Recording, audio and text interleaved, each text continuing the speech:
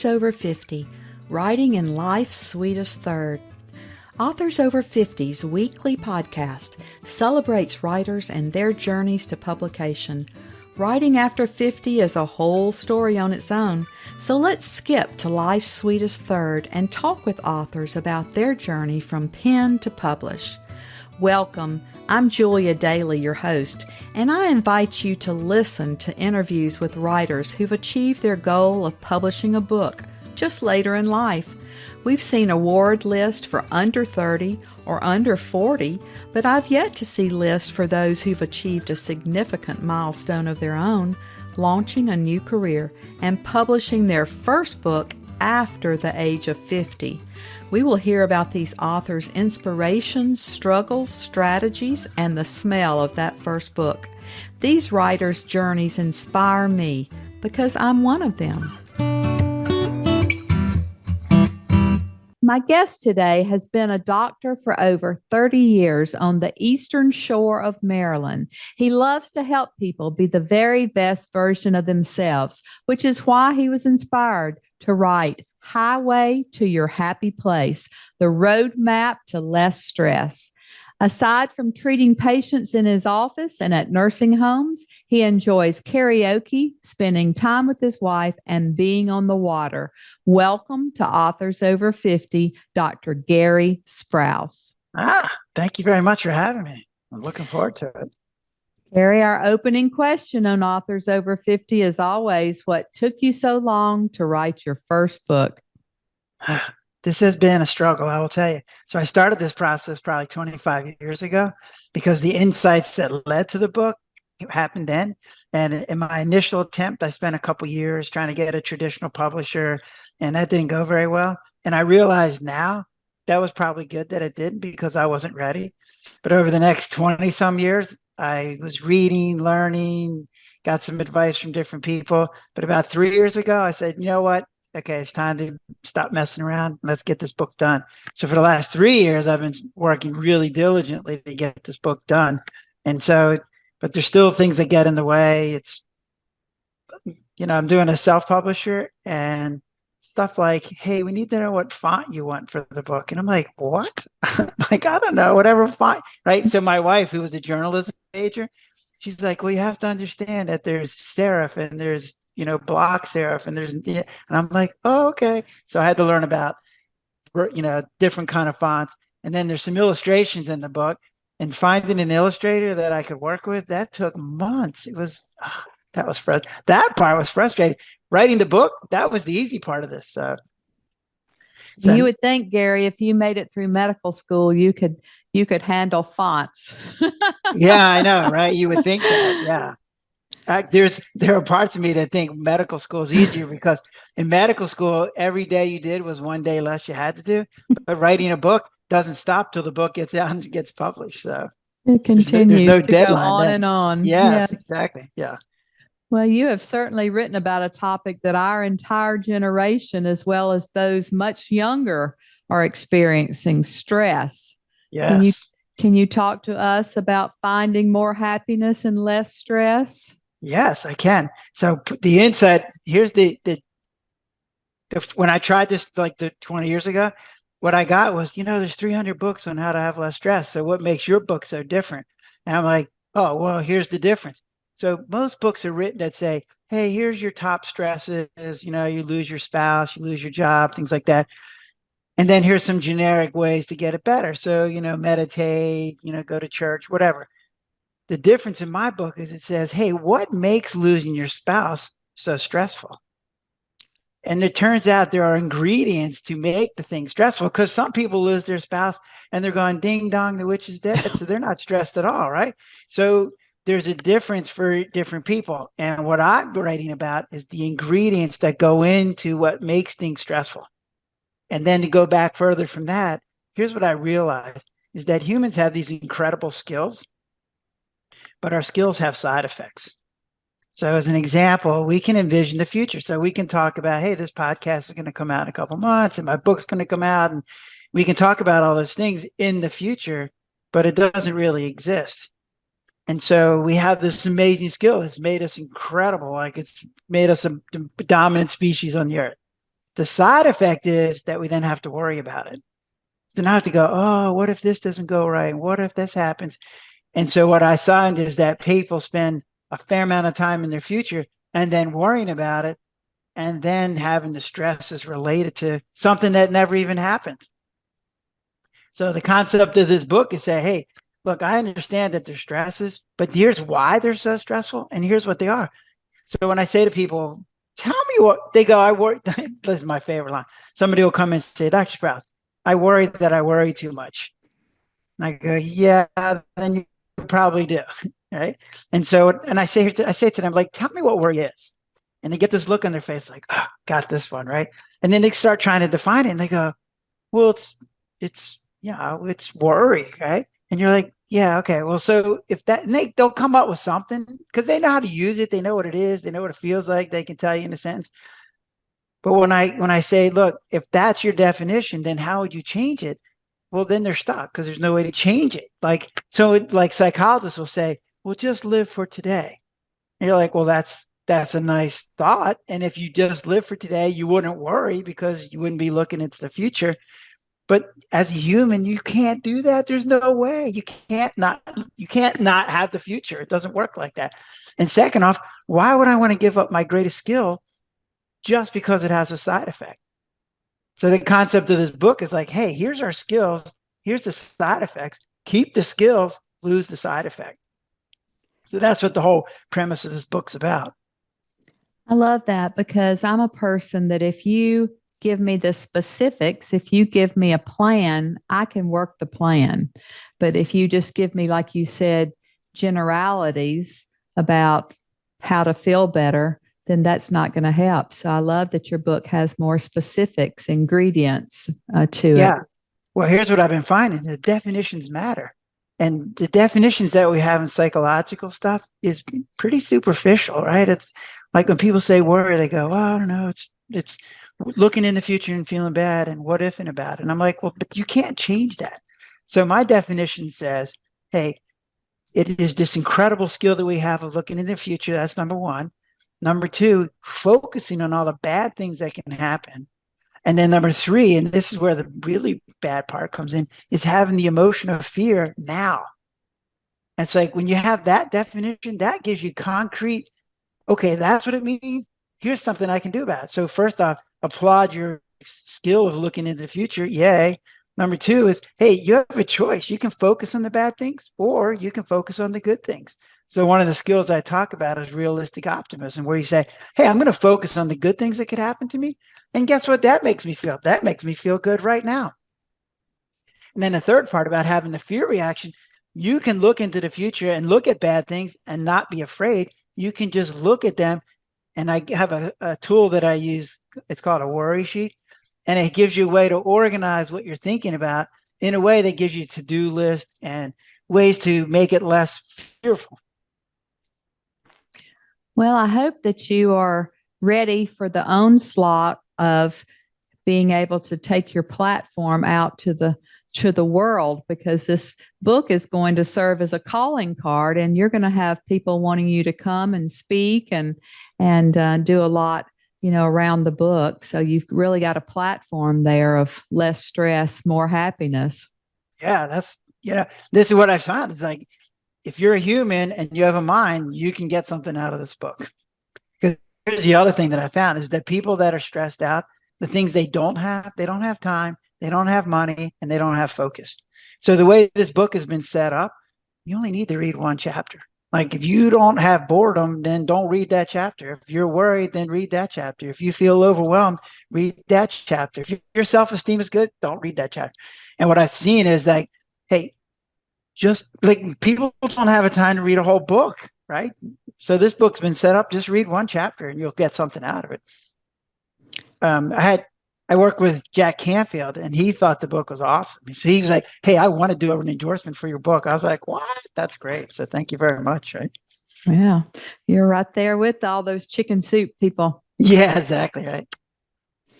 What was your inspiration for this book? So as a doctor, right, my goal as a doctor has always been to make people feel better. keep in mind, I didn't say fix them, because a lot of doctors get into this mode where I got to fix people. So when they don't get fixed and they come back with the same problem, then the doctor gets frustrated, and that leads to burnout. My goal is always to make people feel better. Now that might mean giving them a hug. It might mean helping them deal with hospice and dealing with their cancer and their impending death. It might mean helping get them insurance. Might be telling them a joke, right? Any of these things. Because if they walk out of my office and they feel better than when they walked in, then I did my job. And I've taken that mantra and applied it to this book, because what I found with my patients is they come in with high blood pressure and diabetes, but then they tell me about all the stresses that they're having. What I see is their stresses are causing a significant amount of their physical problems. And so I had read this article, and what it said was that if an internist or a primary care doctor sends a patient or refers a patient to a psychologist, about 75% of the time the patient doesn't go. And I'm like, what? Like, wait, seriously? And they have different reasons, money, there's some bias against them. But I'm like, well, so I got two choices. I either send people and know that 75% of the time they don't go, or I figured out myself. And what I found was by reading books and learning some stuff and going to some seminars, I got pretty good at this. And here's what I found is that patients are willing to come to their regular doctor for depression, because they just say to their family members, hey, I'm just going to see my doc. And they go, okay. And then they come to me and talk about their depression or their anxieties or their stresses or whatever. Versus then they have to go, oh, I have to go see the psychologist today. Yeah, that doesn't play as well. So it's actually been pretty good. And there's no stigma attached to coming to your primary doctor. That's exactly right. So then so I took that attitude, and the basis to all this was this tool that I developed called Stratospheres. And it's kind of like a Venn diagram where you take the same information that you had, but you put it in a tool and you can get different insights about it. And so Stratospheres was the tool that I developed, that when I took that and applied the existing information, like on the brain, then I was like, oh, look at this. Now you can see where a mind comes out of a neuron, out of brains, right? Because our brain isn't that much different than a chimpanzee, but our mind, what? Like the skills that we have are crazy different. And there's been an age-long debate on how do you get a mind out of a brain. Nobody's really had the answer to that. But then when you use stratospheres, like, there it is. It's pretty obvious. So I've used that model to then gain this insight. And when I was looking at the mind, then you start separating out, this is a brain skill, this is a mind skill. That's when I got the insight that said, oh my gosh, the majority of human stresses are related to our mind skills. And it's like, well, that means you approach the problem in a different way. So interesting.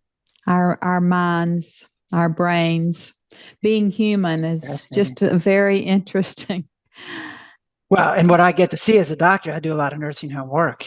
And so I see a lot of patients who have been losing their mind skills. And it's the most frightening thing for a human, because that's the thing that separates us from other animals. Like, we don't have big claws, we don't have big giant teeth, but we do have an amazing brain, which has led to mind. And when you start losing your mind skills, that's a scary, sad thing. My greatest fear.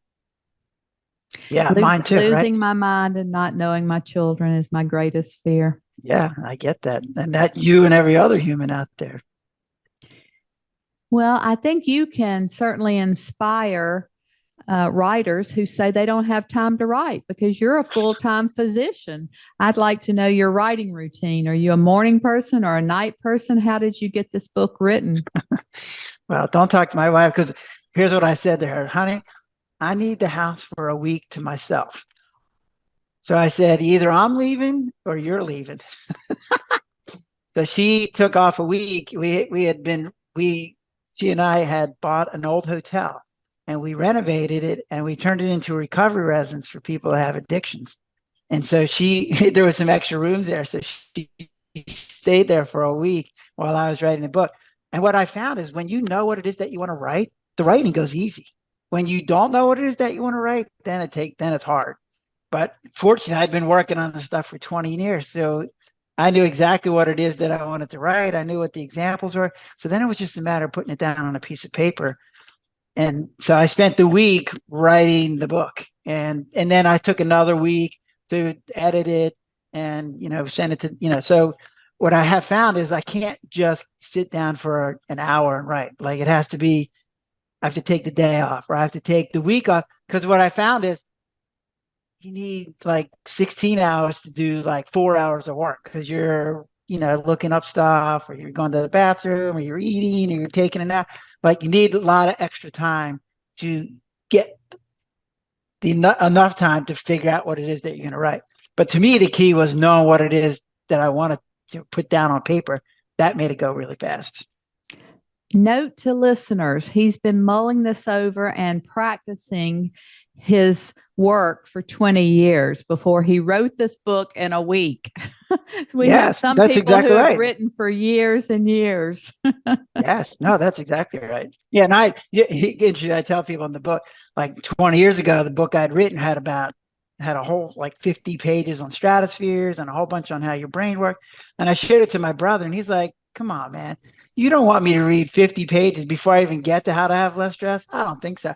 So I put in the book, like, you guys should be thanking my brother because we got rid of that part, right? So yeah.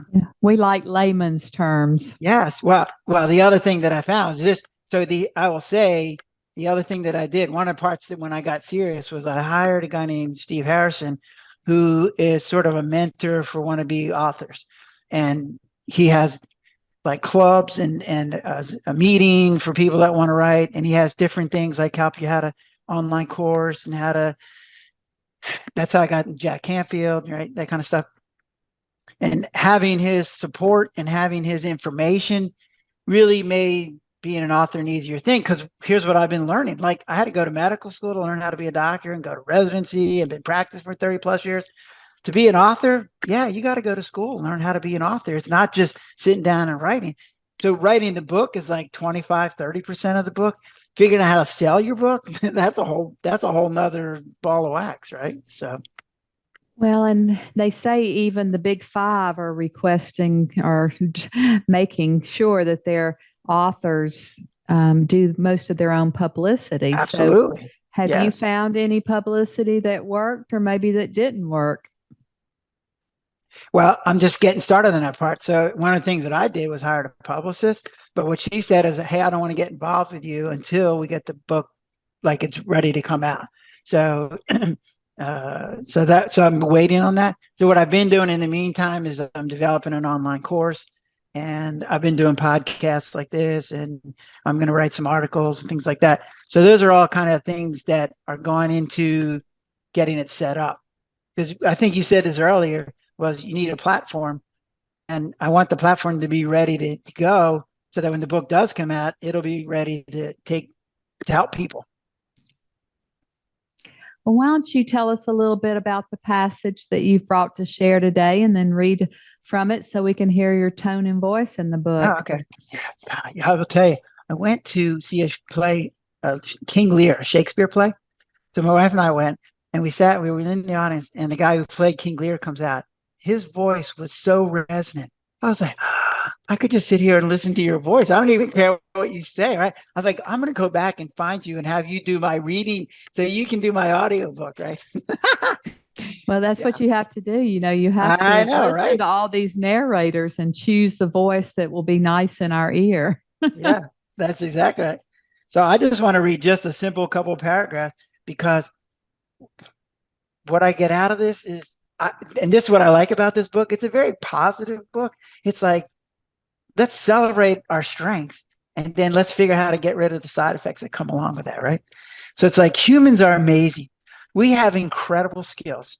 We can envision the future. We can solve problems in our head. We have words. We have tools.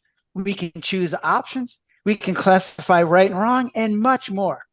You should take a moment just to appreciate the wonder of our human skills. But there is a problem with our skills. They come with side effects. And for every skill that humans have, there's a side effect or downside. And what I've uncovered is that the majority of our stresses are a result of the side effects of our skill. And they're like, let me repeat that. The majority of our stresses come from the side effects to our skills. So that's kind of the concept of the book, right? Yeah. Yeah. That certainly makes sense. Yeah. Was there anything that you edited out of the book that you decide didn't make the cut? Yeah, so there's a part of the book that was about guilt. And in each chapter, so the chapters are worry and guilt and regret and boredom, low self-esteem, and feeling overwhelmed.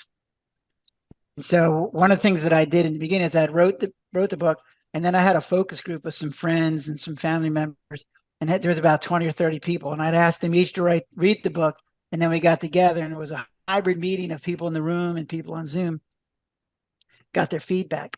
So in the chapter on the chapter of guilt, the story that started the chapter was about a lady who had had an abortion. And from the focus group, what they said was, yeah, abortion is too controversial. Like, you don't want people to focus on abortion. You want them to focus on how to have less guilt. And so then I had to take that part out and put something else in its place. What they said was they wanted more of me. So what I put in there was a patient that I had when I first started practice, like probably the first year. And she came in with some chest pain that we came to the conclusion that was her stomach. And the next day she had a heart attack. And so I had to live with this guilt of, that, and the lady, she didn't die, fortunately. So she came back, but her heart had been damaged. And so she had a lot of difficulty with heart failure. And so she kept coming back as a patient. And in the book, what I write about is obviously she forgave me because she kept coming back and seeing me. So it was more important for me to forgive myself for that one. So. Did you have to complete any research before you began writing or as you went along, or did all of this just come out of your own medical experience? So a couple of things. One, I read a lot of, first I had a lot of knowledge from being a doctor, but I mean, I probably have 500 books that I've read and articles and people that I've talked to. So yeah, it's a lot. And what I find is the information can come from anywhere. It can come from TV shows. It can come from books and plays. It can come from articles that I read because because this problem is pretty ubiquitous. And I've been able, part maybe it's because of me, but you can pull in, I've read examples of something from a TV show. Well, okay. Well, they're smart too. They have good writers. They know what they're talking about. But the other thing is a lot of the ideas that I write about are unique. So my definition of worry is not what the standard definition is. One of the things that I look at as a doctor, I've been trained to treat depression. And in the book, what I talk about is I don't think we got it right. Like, we tell people they're depressed all the time, and I don't think they're depressed. What I found is that 90% of my patients who are depressed, really, they're overwhelmed. And so if I give them a medicine, yeah, so they feel a little better, so the stresses aren't looking so bad, but it doesn't make their stresses go away. So they come back 6 months later and they're still having the same problem. And we've told them that their brain chemistry is messed up, and so they need a medicine to fix their brain chemistry. And I'm like, yeah, no. So like, I had an older gentleman that came in my office, and his wife was developing Alzheimer's. He was having physical problems. He couldn't walk. He was angry. And he was upset, and he was losing skills, and he didn't know what to do about it, and he didn't know what to call it. So his family brought him into me. And what I said to him is, you're not depressed. He goes, that's what I thought. I didn't think I was depressed. I don't feel sad. And I'm like, no, you're overwhelmed. You got too much stuff on your plate. And when I gave him that label, he was way better. I go, look, I can give you some medicine that'll make you feel a little better while you're fixing some of these stresses, while we're dealing with some of these other issues. And then you won't be overwhelmed anymore. And then you won't need this medicine, because there's really nothing wrong with your brain. It's that you got too much stuff going on. And he loved that, right? I think that's the problem for most of us these days is we're all overwhelmed and we have been labeled as depressed and given a pill when actually we need to work on all of those things that are overwhelming us. That is correct. And because here's the thing, like, I've been to, I go to medical lectures, right? And I go to ones that say, hey, we're going to talk about depression. And so of course my hand goes up and I go, so tell me what depression is. And they go, well, we're not quite sure. You're like, wow, okay. And I'm like, is it true that literally now, all the studies that we do to test these medicines that we use for depression are all done in rats? So they take rats and they make them, in quotes, depressed, and then they give them medicine, and then they figure out what it does to their brain. And then they try it in humans and they go, oh, see, a lot of their symptoms went away. And I go, well, that's true because you made them feel better. But then I would say that we're all alcohol deficient. And they're like, what? And I go, well, when I drink alcohol, my stresses go away. I feel a lot better. I get up and do karaoke. I'm wailing away, right? So, Gary, do you have any other books in you? Yes. Well, that's the offshoot to this is so when people are really stressed out, right? They always find something to do. So maybe they're going to church. Maybe they have a boyfriend or girlfriend or a friend that they talk to, or they smoke cigarettes or they drink alcohol or they, so people find things or they eat donuts, right? That's my go-to is peanut butter and jelly, right? So when your stress reducer starts causing stress, well, now you what I call a stress reducer loop. And so now you get stressed, you do your stress reducer, but that causes stress. So now you have to do your stress. So here's my example. You go to work and you have a bad day and you come home to the bar and get a drink. You go to a local bar and you get a drink and you feel better because that alcohol is your stress reducer. But then on the way home, you get a DWI and you're like, ah. So now your stress reducer just caused stress. So then you get home and you're telling your wife, I got a DUI after a bad day at work. I'm going to go get a beer. And your wife's like, what? You just got in trouble because you had a beer. And so now your wife's yelling. When your stress reducer starts causing stress, well, now you're stuck because every time you have stress, you go do your stress reducer, but the stress reducer is causing stress. So now you end up in what I call a stress reducer loop. So what I found is when we talk to patients who have addictions, what we tell them is you have this disease, it's lifelong, there's nothing you can do about it except struggle every day, you're brain damaged, you're genetically defective, you're weak-willed, you're stupid, you're personality disorder. What? Who the heck wants to hear that? So what I say to patients is, look, you're normal. You got stress. You found a stress reducer that worked. Then it started causing problems, and you were smart enough to figure out, hey, I need to stop this. But now you're stuck because your brain does what it's supposed to do and make things automatic. So now you got to get out of that rut. So in my model, I go, hey, you're normal. All we got to do is find a way to have less stress and find new ways to deal with stress. And then you have to practice till they become automatic. And then you're normal. And they're like, what? Patients love that, right? So that's the new book. It's going to be called New Outcomes. And I want to change the world from calling people addicts and users and junkies and all these other derogatory terms that we use and say, hey, you know what? You got a stress reducer loop. And here's what I find. Every single person is at risk for getting a stress reducer loop. And anything that people do to reduce their stress can become a loop. So then the stigma goes away because maybe you picked heroin, maybe you picked alcohol. Weirdly, I have enough patients that do bleach. Okay. So when they're stressed out, they bleach the crap out of their house. And it's like, and the more stressed out, the more bleach. And their family complains and their eyes water and they can't breathe, but they got to keep bleaching. It's the same process. When I'm tired and I'm stressed out, my car just drives into the local convenience store and buys a donut. And I'm like, wait, how'd I get here? It's like, I'm trying to lose weight. That's not right. Right? So that's the other offshoot to this book. Well, I grew up in the South and we celebrated with food for every occasion. Yes, So yes, food is my stress reliever. yes, that's it, right? And then further along, there's going to be other books because this book deals with 6 stresses, and there are already 2 or 3 more books that'll have more stresses involved. And maybe, hopefully, depending on how well this goes, there might be a stress book for kids and a stress book for teenagers and a stress book at work and for old people, right? That kind of stuff. So that's my goals.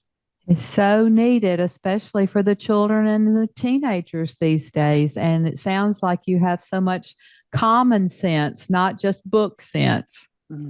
Yeah, I do try to, yeah. I mean, I grew up in a blue collar family. And so it's like, yeah, I think that's one of the things that's made me different as a doctor is that I can relate to my patients in a lot of different ways. So the hard part that I've had though as a doctor, you do one-on-one visits, like I'm talking to you one-on-one. I can see if you're nodding your head and you're getting it. In a book, you don't get that. That's been a struggle for me because in a one-on-one setting, I can see when you're not getting it and I can tell a different story or say it a different way.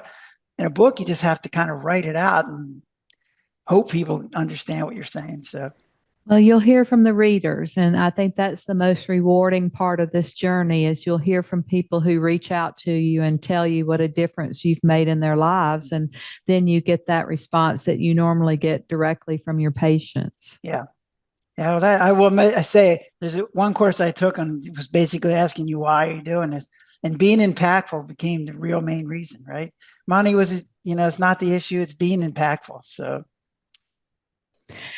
Well, Doctor, as always, our very last interview question is our writers over 50 are a unique group. Do you have advice for writers 50 and above? well, first off, yeah, I talked to a lot of people who go, oh, I have a book inside of me. And I'm like, you have to actually sit down and make a plan on how to do it. Start with an outline. Start with writing one word. Just get started. Here's what I found is getting involved in a group, like the group that I was in with Stephen Harrison and wannabe authors, and being around other wannabe authors helps make you motivated, but it also gives you some of the tools that you need to be an author, because there's definitely things that I learned. Like, I didn't have to go back to college to learn how to be an author, but I basically had to go back to school. So think of yourself as a student and that you're learning a new skill. And one of the books that I had read said, look, most people's lifetime, there are 5 or 6 different things. So for me, like, being an author is like a different thing. So I had to learn how to be an author, and I went to school to learn how to be a medical school and a doctor. So I had to go to school. It was a different kind of school. So it was like, doing podcasts and learning and going on reading books and stuff, but the same concept. And I would say, if you have a book inside of you, find a coach or a mentor, but think of yourself as a student and learn how to be an author, and it will come because they'll give you some of the skills that you need to do it. That's wise advice. And I always tell our writers that they can at least keep journals. And I think just writing down something every day is going to keep our minds sharper as we move into old age. So we're just excited that you're here with us today, that you've written something that's going to be significant to others. And we're happy to count you now among our authors over 50. Thank you for having me. I really appreciate it. Thank you for joining us today. Please look for Authors Over 50 every Thursday, when we will have conversations with accomplished debut novelists over the age of 50. Please subscribe and share with a friend. And check out my own publication journey after 50 at www.juliadaily, that's DAILY, like dailynewspaper.com. Until next time, keep reading and writing. And remember, it's never too late to fulfill a dream in life's sweetest third.